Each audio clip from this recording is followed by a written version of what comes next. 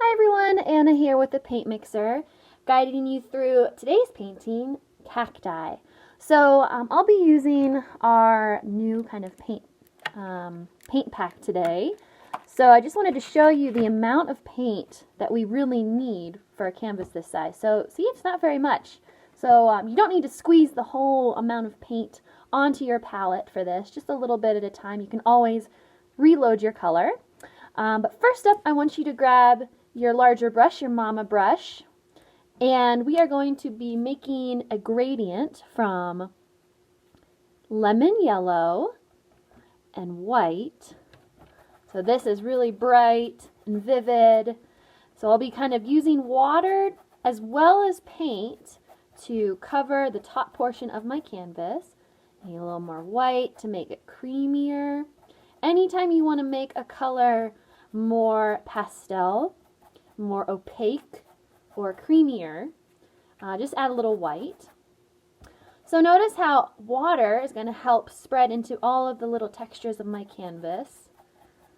Alright, so I have lots of yellow on there so far. And now, to kind of make some orange, I am going to grab my vermilion, which is that nice orange color, and kind of add it into my yellow. So water is definitely our friend for this step because it helps the paint stay wet longer. Once the paint dries, it has a hard time blending with other colors. So I'm just doing a little bit at a time, adding some yellow and viridian together to make a really nice light orange. And my brush strokes are kind of crisscrossy. So they're kind of adding some nice texture. Even though this is the background, it can still be fun. Alright, so now I'm going to pick up even more of this orange, this viridian color, and cover it all the way to the bottom. Now another tip, pro tip, is to cover your side edges as you go. So that way you do not need a frame for this little painting. It'll already be gallery wrapped and look really professional. So this color is a lot more intense than our light yellow. So it can easily overpower this lighter color on the top. So I'm just really kind of carefully stroking upward into my lighter yellow colors, just so I don't end up with a whole canvas that's orange. Because the orange can definitely overpower the light yellow. And if you really like orange, you can do orange higher up, but I'm really digging this bright yellow, so I'm just going to finish up doing my side edges and let this dry before we move on to the next step, which is sketching our cacti. So you can sit and watch your paint dry, or you can give it a nice shake, find a nice spot in your house, maybe put some fun music on and just dance around with your canvas. And I'll meet you back once this is dry. Alrighty, so now your canvas should be all dry. So a way you can check to see if it's dry is you can give it the tap test, or you can kind of go side to side under some light. So you can see that mine is still wet on this side, but that's okay. I'll just kind of avoid that and start sketching my cacti in on this side. So utilizing our baby brush now, the smaller of your two brushes, and I'm going to mix some viridian, this really fun kind of tealish green, and a little bit of white. And I'm just going to start to sketch in some cactus. So my first one, I'm going to make a prickly pear, which is really easy. They're just kind of stacked oval shapes. And I think a good rule of thumb is start with your big ones and then maybe add some smaller guys towards the tops. And you can always kind of look up an image of a prickly pear cactus, or maybe you have one in your yard. But I'll just leave the shapes for now.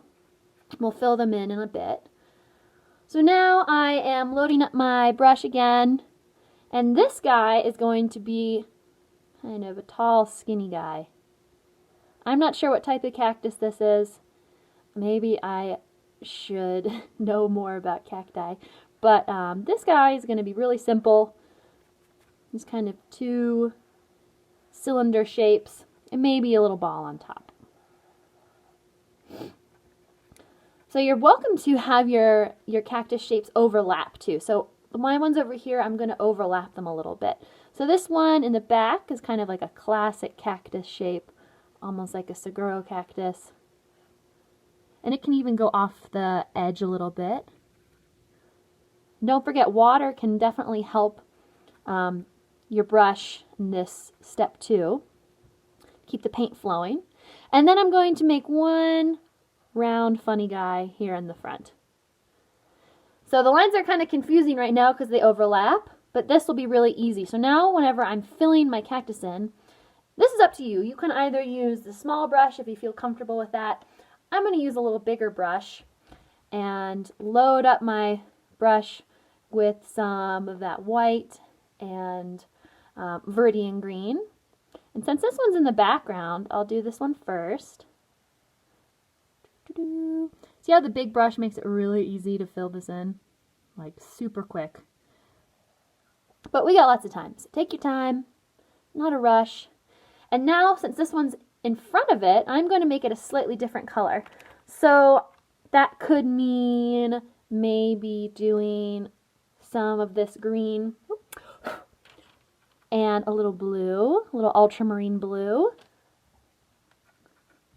Kind of makes it more of a teal.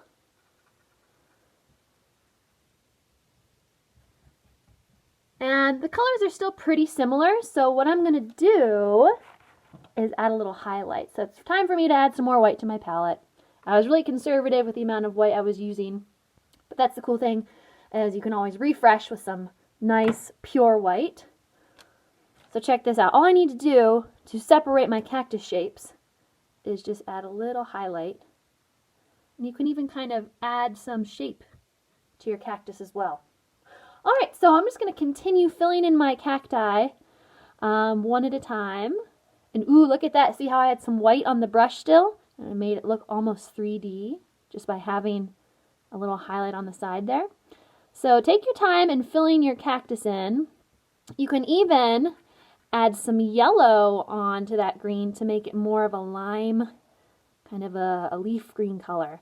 So there's no green off limits. Go to town, and I'll meet you back here once all of our cactus, or cacti, are full of a green of your choice. Alright, so we should all have kind of a solid green filling your cacti, but I wanted to show you another trick before it's all totally dry, and that is using your baby brush and a slightly different color of green than your cactus. So I'm going to do this kind of one in the background here, and that's a pretty standard Viridian green, but I'm going to mix up kind of a lime color with a little white, a little vermilion, and a little yellow. And then I'm just going to kind of follow the contours of my cactus. Just creates a little more shape before we add dots. And I'll do another one on here. Little white, little yellow, and just kind of adding some fun lines that mirror the shape of your cactus. They're kind of going to be rounded lines. Alright, so just they already have a little more shape and definition. And you're welcome to let this dry if you need a break, but you're also welcome to start dotting. So this is a really fun part, and we're going to be using the baby brush, but the tail of the baby brush, that's the wooden side. And pretty much the technique is dip and dot. So I'm going to dip in some white paint, and then I'm going to dot along my cactus. So there's no right or wrong amount of dots. I think as long as they kind of follow the shape of your cactus, then it looks awesome. So think about kind of maybe tracing parts of your cactus shapes with white paint, of course. And really, this takes a while, so relax, take your time, maybe get a snack.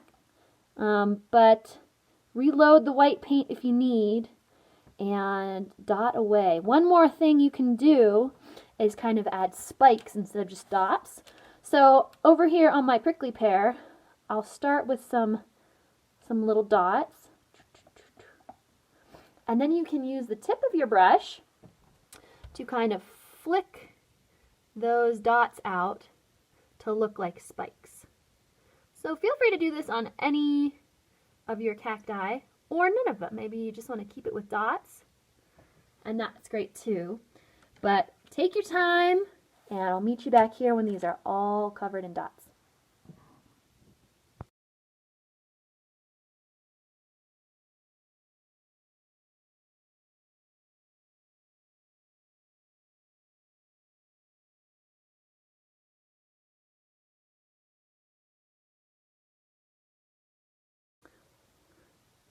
Phew, that was a lot of dots.